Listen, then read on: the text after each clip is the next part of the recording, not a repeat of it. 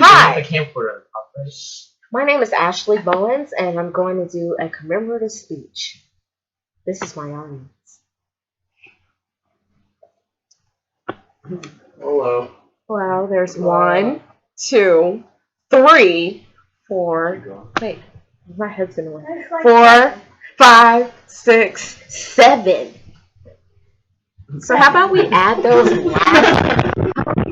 to my last speech? That way we can make up the grade or something. I don't know, Dr. Richardson. That's on you.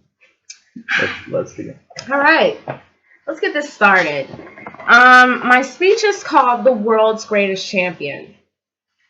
Growing up in life, we tend to be influenced by those who came before us. Whether it's your mom, your dad, or your cool aunt, or your favorite musician or athlete, someone in this world has inspired you to become who you are. I myself have been influenced by many people, but the person I look up to the most would have to be the world's greatest champion, Michael Jeffrey Jordan. I want to be like Mike, and that's a fact. Let's take basketball out of the equation. Michael Jordan plus dream equals success. He has taught and inspired many people to chase after their dreams, no matter how big they are. And I hope my speech here tonight can inspire you to do the same.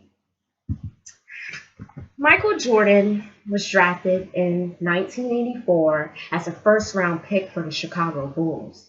He was a shooting guard, a small forward, at 6 foot 6 inches, weighing 216 pounds. Sheesh. Somebody's been eating a Wheaties. He won Rookie of the Year in 1985 and even became an Olympic gold medalist in 1984 and 92. I could name more achievements, but hey, I only have 4 minutes here.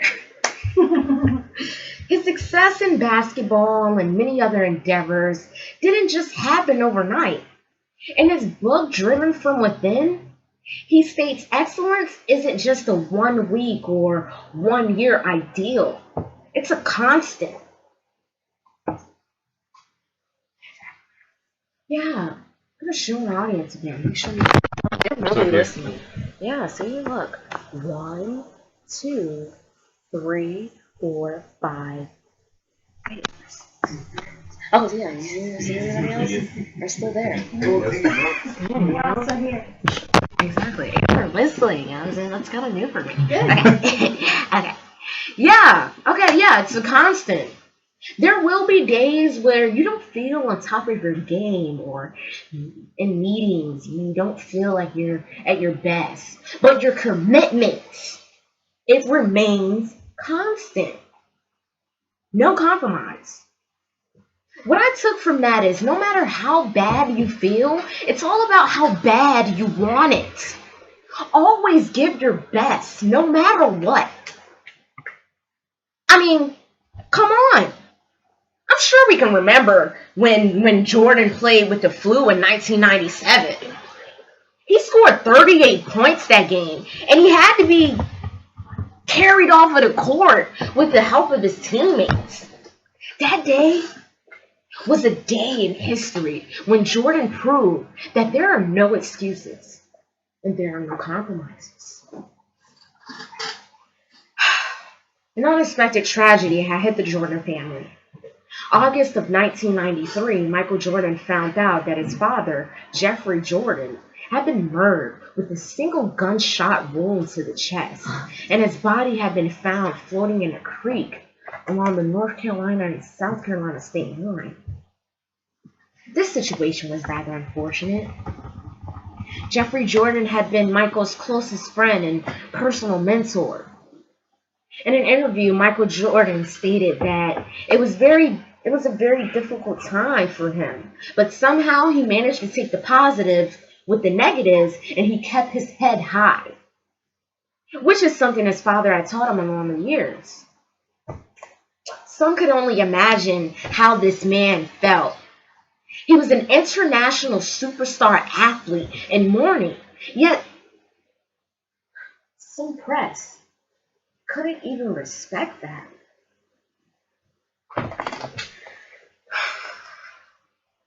The family often responded with no comments, and when they were questioned about, the death of Mr. Jordan. But not long after being given the news about his father, he decided to call a press conference and he gave the following statement. When I lose the sense of motivation and the sense to prove something as a basketball player, it's time for me to move away from the game of basketball.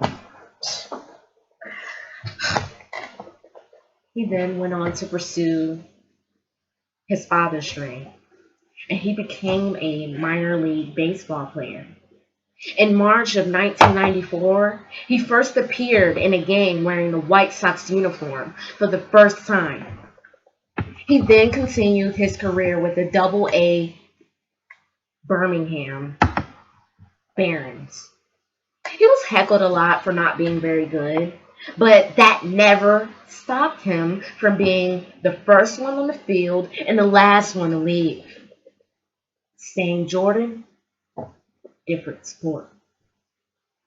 This reminds me of another quote. This reminds me of another quote from his book, Driven Within, From Within. Authenticity is about being true to who you are, even when everyone else wants you to be someone else. And I think a lot of people struggle with that today. People are afraid to be themselves because they fear of being judged by other people. And I don't think that's being fair to yourself. Who are they to tell you anything about who you are?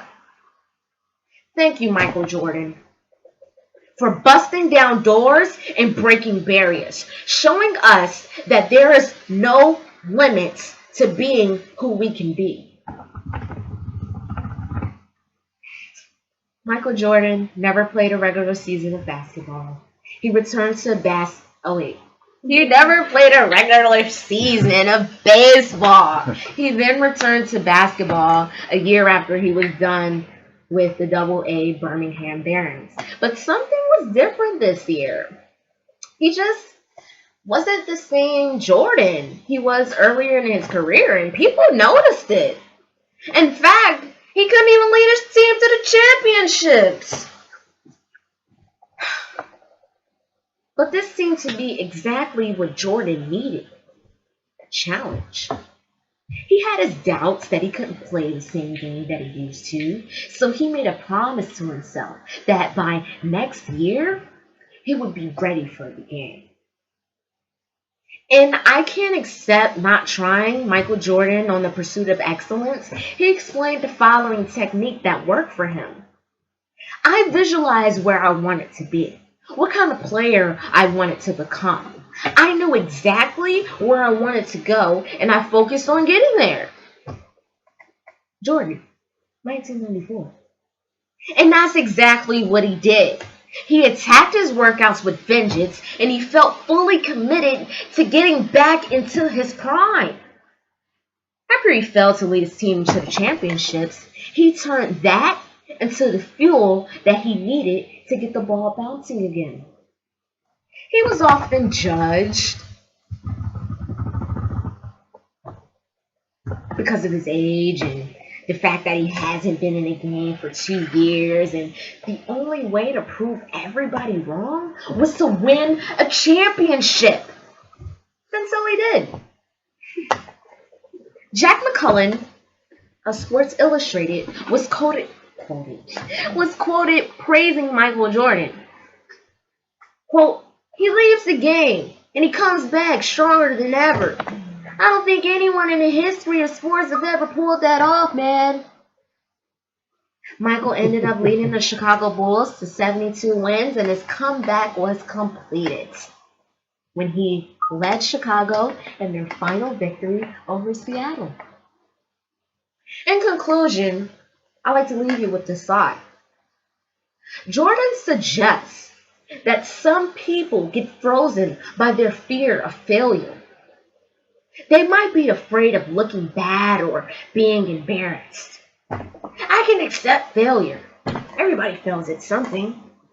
But I can't accept not trying. We must not fear being great. We have to understand the greatness that comes with hard work. This microwave mentality that we possess must cease. Are we afraid of hard work? Or are we afraid of failing? The answer may differ according to each individual, but I think it's safe to say that there is a possibility that we may fear both. If you're trying, the more failure. It's like, no, I'm kidding. That's not even what I wanted to say. But, think positive and find fuel in any failure. The more failure, the more closer you are to succeeding. Here's some very sound advice from the legend himself. If you're trying to achieve, there will be roadblocks.